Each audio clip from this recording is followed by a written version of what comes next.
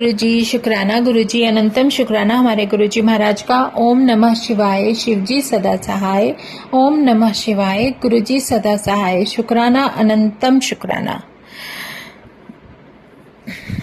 अब है 5th chapter Parvati खंड में जो स्थित है हिमालय और मैना का कठिन तप और देवी का वरदान तथा मैनाक पर्वत की उत्पत्ति।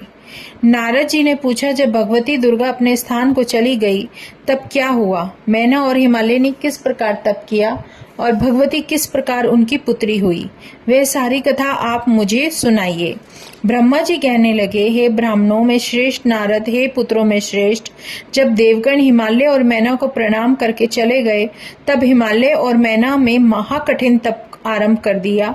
दोनों पति पत्नी अहर्निश शिवा और शिव की आराधना में लग गए। 27 वर्ष तक उन्होंने कभी भी जल पीकर या कभी वायु भक्षण करके या कभी निराहार व्रत करके शिव सहित भगवती की मृण्मयी प्रतिमा बनाकर उनका अखंड पूजन किया। इसके पश्चात जगन्मयी उमा मैना पर प्रसन्न हुई और प्रकट होकर बोली कि हे गिर कामिनी, मैं तुम्हारे तप से प्रसन्न हूँ। तुमने जो प्रार्थना की है मैं तुम्हारी वही इच्छा पूर्ण करूंगी। मैना ने प्रणाम कर भगवती काली की बड़ी स्तुति की। तब भगवती ने कहा, वर मांगो। उन्होंने कहा, यदि आप प्रसन्न हो तो एक वर तो यह दे दीजिए कि मेरे दीर्घात्मा जैसे 100 पुत्र हों, और दूसरा यह कि देव कार्य के लिए तुम ही मेरी पुत्री होकर रुद्र की पत्नी बनकर अपनी लीला का विस्तार करो। देवी ने तथास्तु कहकर प्रस्थान किया और मैना भी पर्वतराज से जा मिली। उनसे यह समाचार कहा। उसे सुनकर पर्वतराज ने मैना की बड़ी प्रशंसा की। पश्चात कालक्रम से सूरत प्रकृति के द्वारा मैना को गर्भ रहा और उससे मैना ने नाग बंधुओं के भोगने योग्य पुत्र उत्पन्न किया, जिसका नाम समुद्र का मित्र मैनाक पड़ा। यह मैना के 100 पुत्रों में सबसे श्रेष्ठ प्रकट हुए।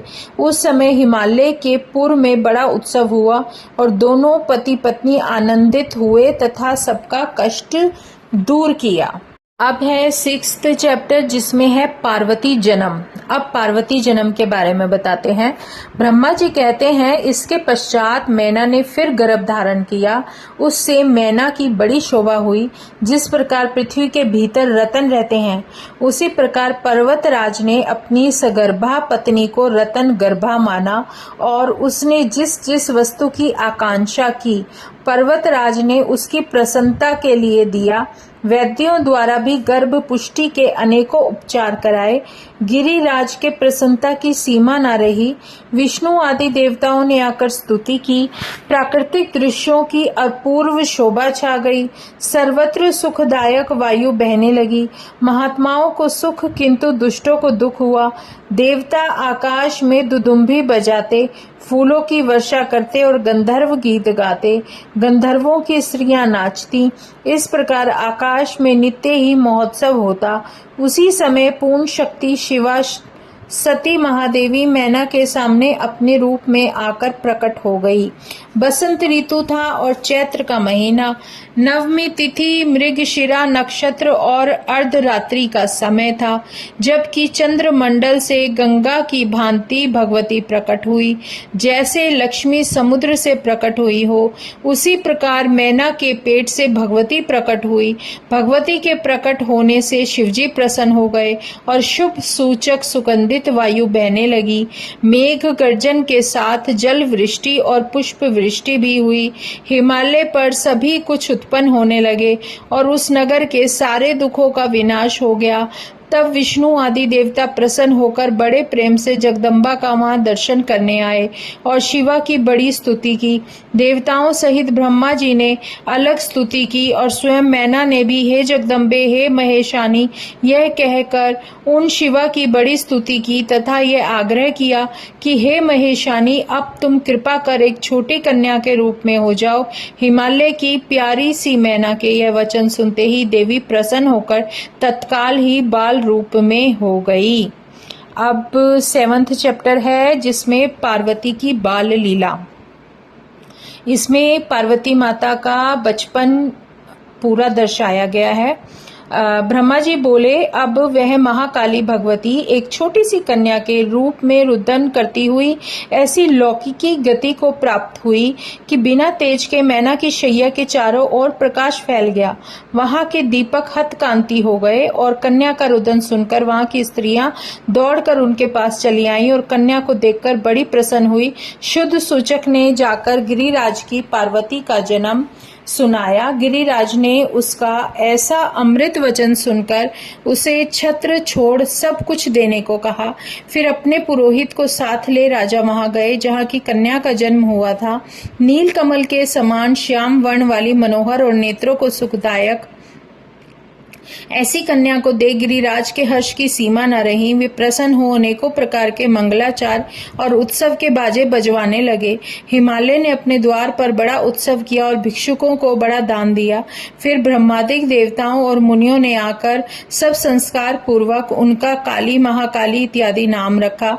पश्चात कालिका देवी बड़ी शीघ्रता से हिमालय के ग्रह में बढ़ने लगी।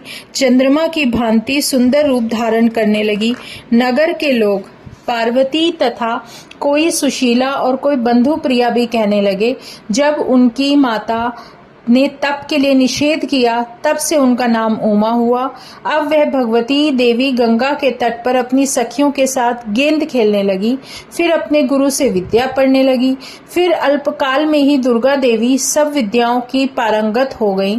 हे मुने, यह भगवती देवी का चरित्र मैंने सुनाया।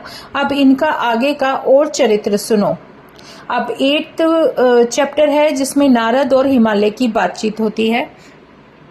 ब्रह्मा जी बोले, हे नारद, एक समय जब तुम हिमालय के घर गए थे तो गिरिराज ने तुम्हारा सत्कार करके अपनी पुत्री को बुलाकर उनकी प्रशंसा करते हुए तुमसे उसका गुण दोष पूछा और यह भी पूछा कि उसका पति कौन होगा।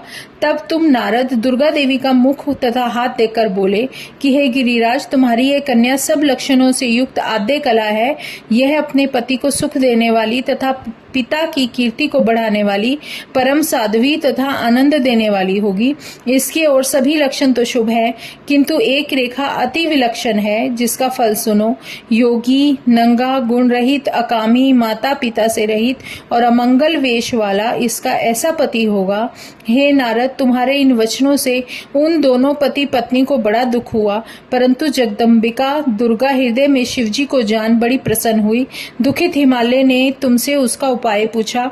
तब तुम कौतुकी नारद मीठे वचनों द्वारा हिमालय से कहा कि हे गिरिराज, मेरा वचन असत्य नहीं है। ब्रह्मा की लिखी रेखा असत्य नहीं होती। इसे वैसा ही पति प्राप्त होगा, परंतु इसका मैं एक उपाय कहता हूँ जिसके करने से सुख मिलेगा।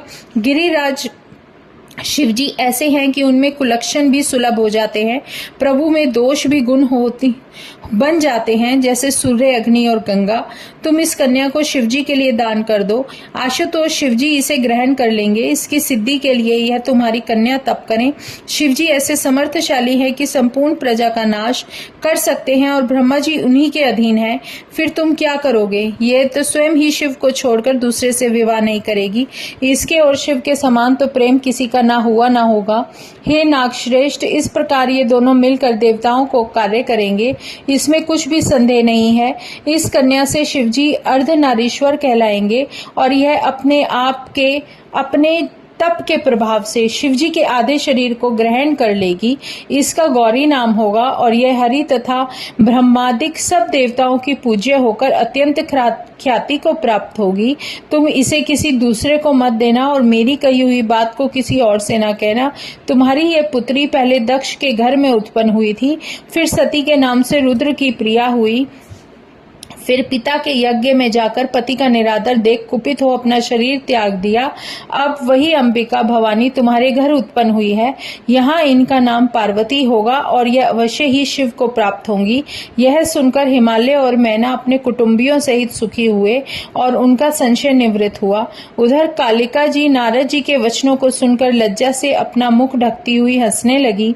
हे नारद, ऐसा कहकर तुम अपने लोक को चले गए और हिमालय भी प्रसन्न होता हुआ अपने अपने घर में घुस गया। अब है 9th चैप्टर, शिव चरित्र विवेचन। नारद जी बोले, हे ब्रह्मा जी, यह तो आपने बड़ी ही अद्भुत कथा सुनाई, इससे तो मेरे हृदय में और भी प्रीति बढ़ेगी।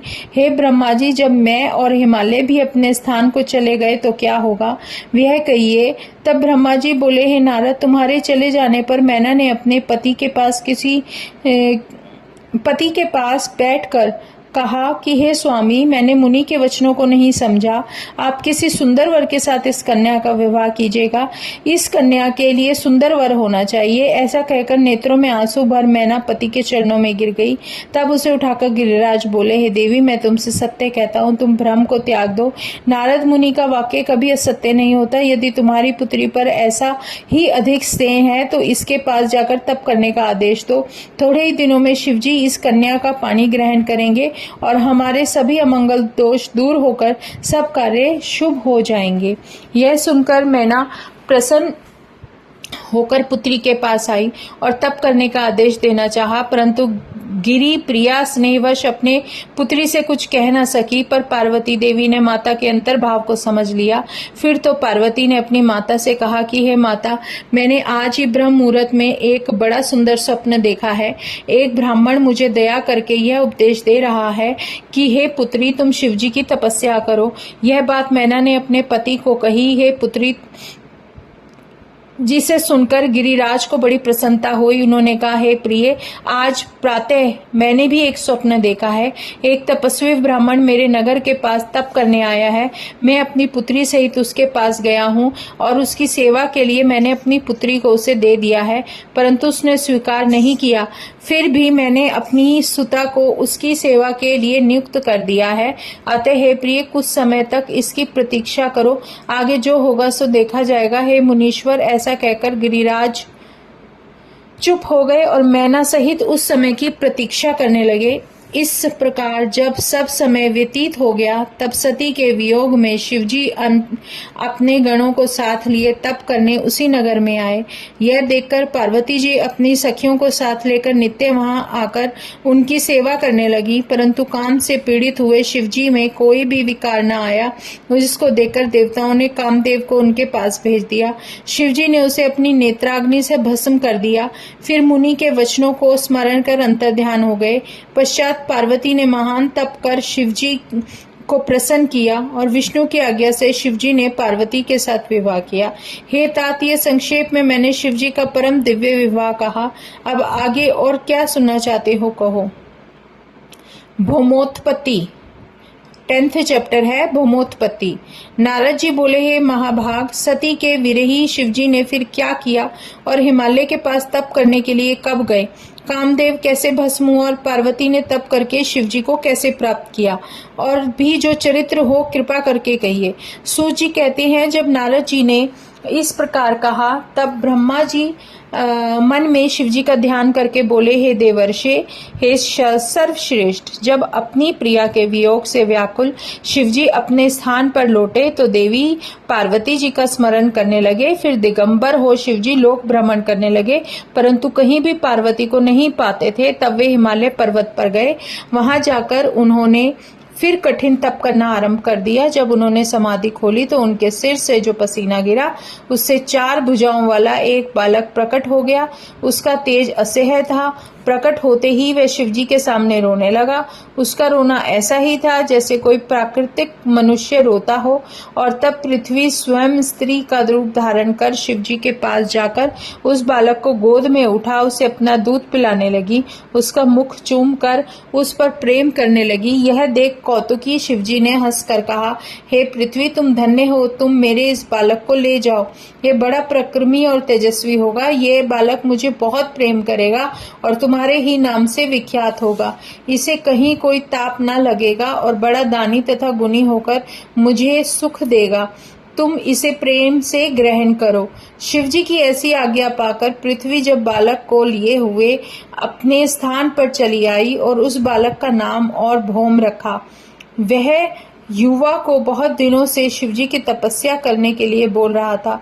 फिर शिव की कृपा से ग्रह पद को प्राप्त हो शुक्र से भी आगे के लोक में जा बसा।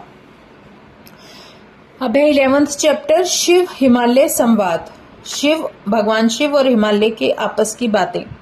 ब्रह्मा जी बोले, नारद जी कुछ समय के बाद नंदीश्वर आदि मुख्य मुख्य गणों को साथ लेकर तप करने की इच्छा से भगवान हिमालय प्रदेश में आए, जहां पतित पावनी गंगा ब्रह्मलोक से गिर रही हैं। उसी स्थान को अपने तप के योग्य और सुंदर समझकर एकाग्र चित्त होकर सदाशिव आत्मचिंतन करने लगे।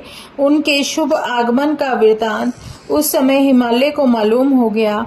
हिमालय भगवान रुद्र के दर्शन के लिए वहां आया और आकर प्रणाम किया तथा पूजन किया। भगवान शंकर हिमालय से हंसते हुए कहने लगे, हिमालय, मैं तो यहाँ तप करने के लिए आया हूँ। इस प्रकार का जो प्रबंध कर दो कि कोई मेरे पास ना आए। ब्रह्मा जी बोले, नारद जी, इतना कहकर हिमालय ने कहा कि आप स्वतंत्र होकर यहाँ तपस्या करें, मैं सब प्रकार से आपकी सेवा करूंगा। यह कहकर हिमालय अपने घर को चले गए और ब्रह्मा जी बोले, नारद जी, कुछ दिनों के बाद पुष्प फल आदि लाकर हिमालय भगवान रुद्र के पास पहुंचे। वहां जगत के स्वामी भगवान शंकर को प्रणाम करके शिव पार्वती को भगवान के सम्मुख ले जाकर हिमालय कहने लगे, भगवान, ये मेरी कन्या पार्वती है, यह आपकी सेवा करना चाहती है और आपका पूजन भी नित्य किया करती है। अब मैं इसे आपकी सेवा में लाया हूँ, कृपा कर अपनी दासी जानकर सेवा में अंगीकार करें। यह सुनकर सदाशिव ने अपने नेत्र खोले और संपूर्ण गुणों से युक्त सुंदर अंगों वाली उमा को देखा। तब हिमालय से बोले, हिमालय, कन्या चंद्रमा के समान सुंदर रूपवती है, इसी कारण मैं इसका यहाँ आना पसंद नहीं करता, क्योंकि इस प्रकार की मायामयी स्त्रियों के आने से तपस्वियों की तपस्या में विघ्न पड़ जाते हैं। तब हिमालय ने इस प्रकार सदाशिव के वचन सुने, तब उनका मन अत्यंत व्याकुल एवं चिंतातुर हो गया। जय गुरु जी, शुक्राना गुरु जी, अनंतम शुक्राना हमारे गुरु जी महाराज का। ओम नमः शिवाय। शिव जी सदा सहाय। ओम नमः शिवाय। गुरु जी सदा सहाय। शुक्राना, अनंतम शुक्राना।